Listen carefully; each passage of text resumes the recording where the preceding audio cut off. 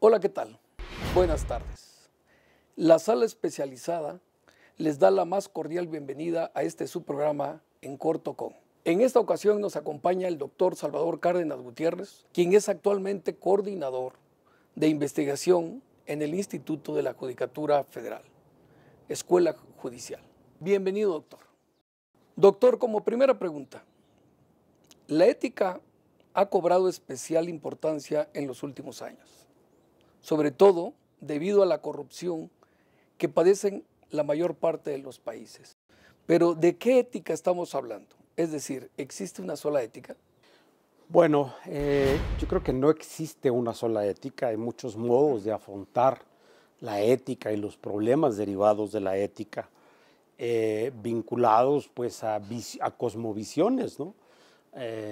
Hay cosmovisiones, pues, digamos, orientales, cosmovisiones pues, propios de la tradición grecorromana, etcétera. La que nosotros solemos entender y la que se expresa normalmente en nuestro mundo occidental es la llamada ética de las virtudes. ¿En qué consiste esta forma de comprender la ética? Bueno, como recordarán, el ser humano tiene dos cualidades que lo distinguen como ser humano. Es lo que hace, digamos, que seamos seres humanos y no pues cosas o animales. Y esas dos cualidades son la inteligencia y la voluntad. De ahí derivan dos grandes tendencias de la ética en el mundo occidental. Hay quienes recargan las tintas en el aspecto intelectual y hay quienes recargan las tintas en el aspecto voluntario o voluntarista. Por ejemplo, la ética voluntarista, pues la podemos ver en el mundo alemán del siglo XVII, XVIII, donde la ley moral había que cumplirla y, como decían los antiguos filósofos ilustrados o preilustrados, había que cumplirla independientemente de su contenido, porque el ser humano no debía juzgar de la norma ética, sino aplicarla a rajatabla, cumplirla, casi diríamos subsumirse en ella.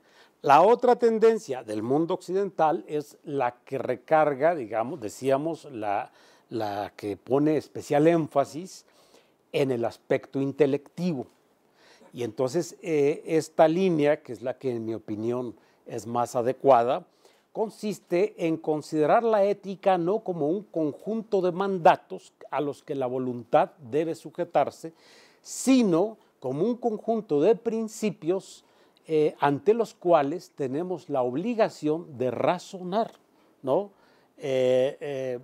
Tenemos que, es una responsabilidad absolutamente, digamos, humana, que no podemos delegar ni en Dios, ni en ideas, ni en imágenes, ni en mitos, ni en nada. Es una responsabilidad personal, ¿no? Discernir, estudiar qué es lo bueno y qué es lo correcto y comportarnos conforme a ellos. Ahora, esta ética, digamos, que subraya el aspecto racional o intelectual, se caracteriza, y eso es quizá digamos, la cualidad distintiva de la ética en el mundo occidental, se caracteriza porque tiene un fin, ¿no?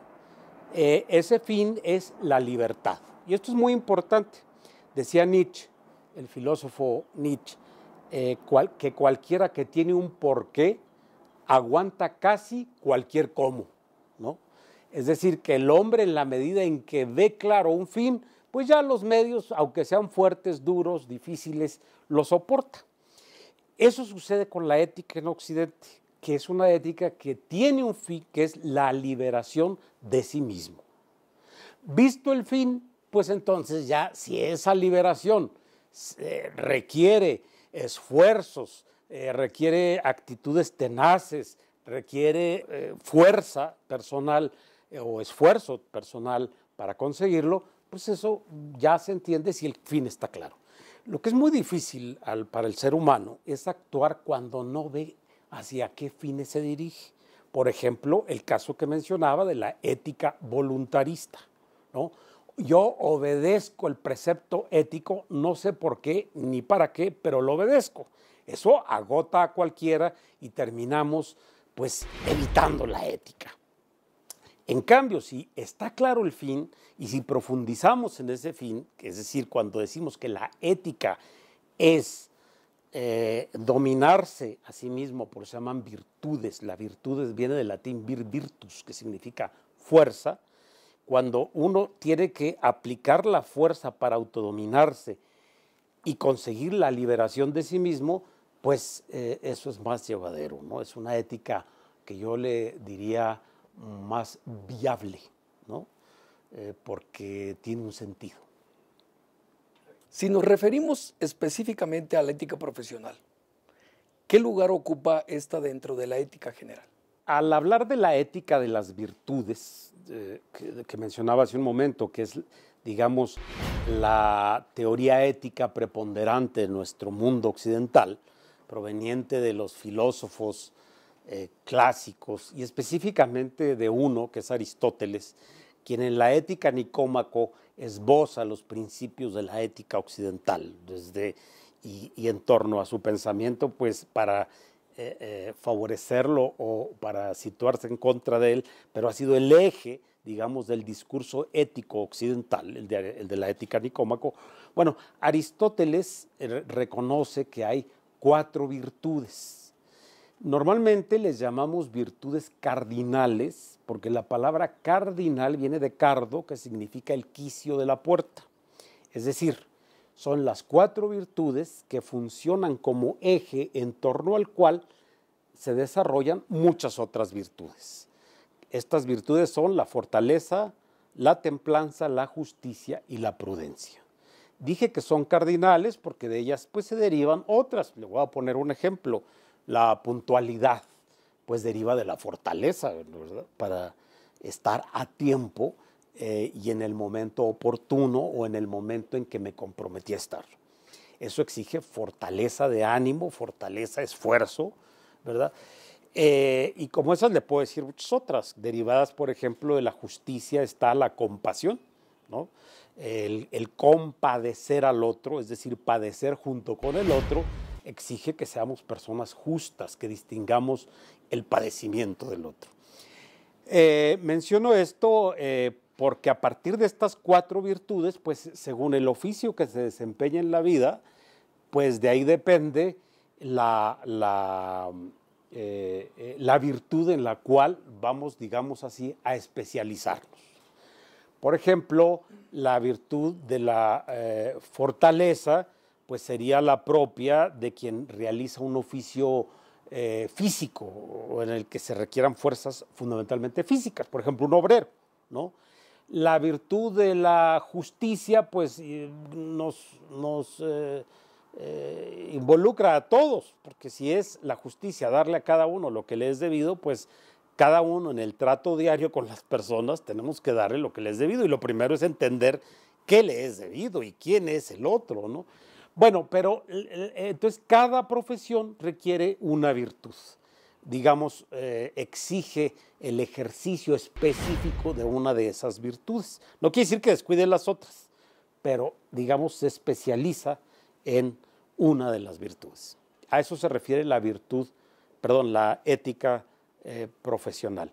En griego se denomina al deber ético deontos, y de ahí viene la palabra, es castellana, deontología, que quiere decir la ética profesional. Así hablamos de una deontología profesional o deontología del derecho, deontología del médico, deontología de las diferentes profesiones.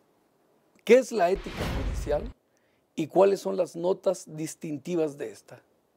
Bueno, como señalaba, cada profesión requiere de una de esas virtudes y la ética judicial pareciera que la principal de las virtudes, entendiendo o partiendo de la idea de ética de las virtudes, pareciera que la principal es la justicia, pero yo creo que no, yo creo que es la prudencia, que es el arte, como he dicho, de decidir correctamente bajo la cuerda de la razón.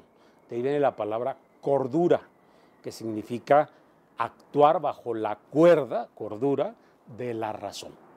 Una persona es cuerda cuando decide cosas racionales y pierde el juicio cuando sus decisiones no están bajo la cuerda de la razón, ¿no? Si yo ahorita me levantara, golpeara esa mesa o llorara sin razón ni sentido, pues diríamos que estoy ejerciendo una conducta poco cuerda, ¿no?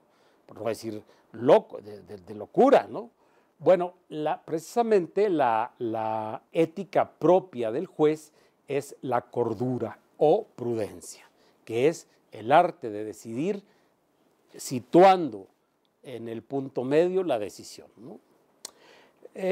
Nada más quiero resaltar que las virtudes no son únicamente actos de la voluntad. A veces pensamos, la virtud es el dominio de sí, como si fuera un acto puramente voluntario. Y no, también interviene mucho la razón. Es decir, para decidir bien no solo hay que realizar un acto de autodominio voluntario, sino meter la cabeza. Por eso he dicho que es la virtud propia del juez. De hecho, la actividad propia del juez se llama jurisprudencia, que quiere decir tener la virtud para razonar correctamente y descubrir el jus, lo justo, ¿no? Por eso es la virtud fundamental, ¿no? De hecho, en la antigüedad no se usaba la palabra derecho, ni se usaba tampoco la palabra jurídico en el sentido que la entendemos hoy.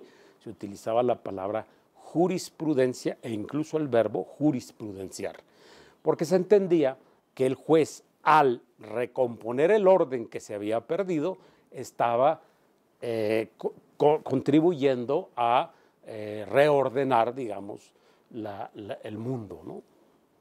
¿Qué condiciones debería reunir un funcionario de la judicatura para adecuarse a las exigencias básicas de la ética judicial?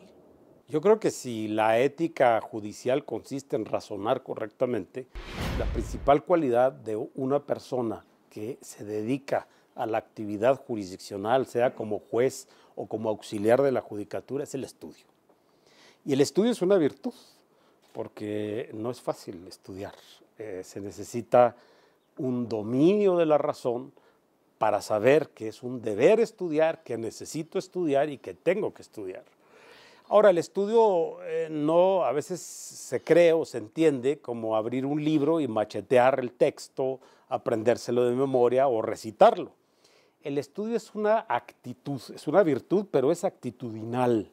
Es decir, consiste en concentrarse, estar atento. Cuando el juez dice, vistos los autos, quiere decir que los estudió. Es decir, que ha razonado correctamente y le ha dedicado tiempo a los autos, es decir, a las resoluciones sobre las cuales dicta posteriormente su sentencia.